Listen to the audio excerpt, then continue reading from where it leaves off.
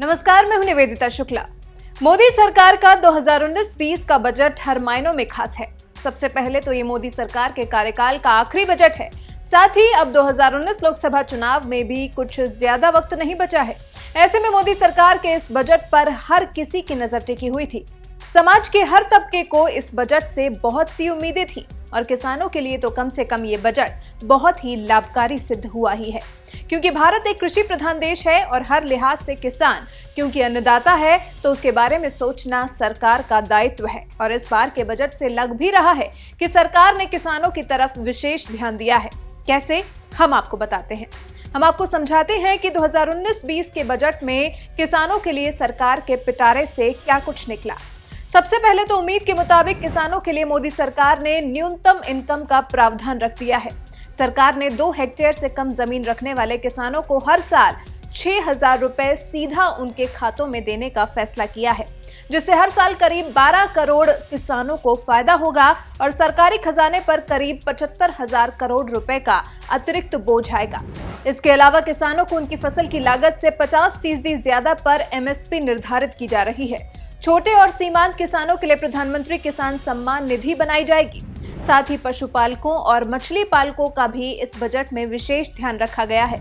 पशुपालकों और मछली पालकों को किसान क्रेडिट कार्ड के जरिए कर्ज लेने पर 2% की ब्याज सब्सिडी दी जाएगी। और जैसे कि गाय को माता के रूप में पूजा जाता है और उससे भारतीय जनमानस की भावनाएं जुड़ी होती हैं, तो उस बात का भी इस बजट में विशेष ध्यान रखते हुए गायों की बेहतरी के लिए राष्ट्रीय कामधेनु आयोग के गठन की घोषणा की गई है, ताकि गायों की नस्लों को सुधारा जा सके, जिस पर हर वित्त वर्ष में 750 करोड़ रुपए खर्च किए जाएंगे।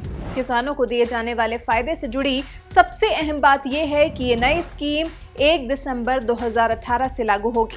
किसानों के लिए इंटरेस्ट सबवेंशन स्कीम का भी लाभ देने का भी सरकार ने फैसला लिया है। अब आपको बताते हैं कि वित्त वर्ष 2018-19 में सरकार के पिटारे से अन्नदाता के लिए क्या कुछ निकला था, क्योंकि मोदी सरकार आज से नहीं बल्कि बहुत पहले से साल 2022 तक किसानों की आय दोगुनी करने का लक्ष्य लेकर काम कर रही है।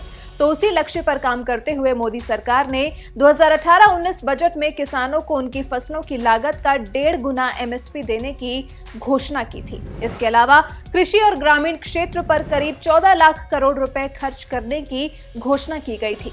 साथ ही खेती से जुड़े कारोबार को प्रोत्साहित करते हुए बजट में 200 करोड़ रुपए का आवंटन किया गया था। कृषि उत्पादों की बिक्री के लिए गांव में 22,000 ग्रामीण व्यापार केंद्र बनाने की घोषणा की गई थी। पिछले साल भी मत्स्य पालकों और पशुपालकों को किसान क्रेडिट कार्ड के जरिए फायदा पहुंचाने का फैसला लिया गया था। तो देखा आपने कैसे मोदी सरकार ने किसानों के लिए लुभावना बजट पेश कर दिया है, जिससे अन्नदाता के चेहरे पर खुशी जरूर देखने को मिलेगी और संभव है कि किसानों की सरकार से नाराजगी भी अब काफी हद तक दूर हो जाए।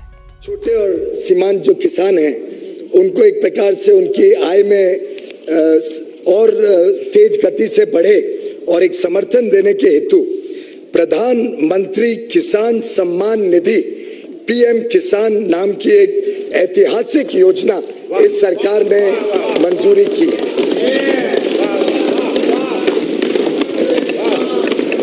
PM किसान इस योजना के तहत जो वल्नरेबल किसान हैं, जो छोटी जमीन रखते हैं, 2 हेक्टेयर तक की जिनकी जमीन है, 2 हेक्टेयर तक की जमीन को, उन सभी को सीधा उनके इनकम में सपोर्ट, डायरेक्ट इनकम सपोर्ट 6,000 रुपए प्रति वर्ष के हिसाब से देने का निर्णय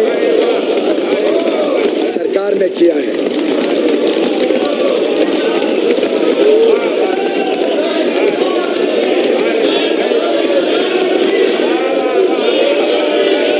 This income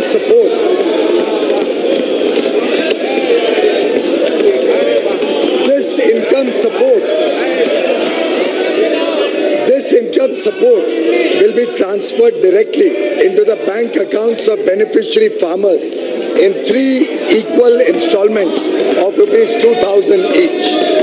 This program will be funded 100% by the government of India.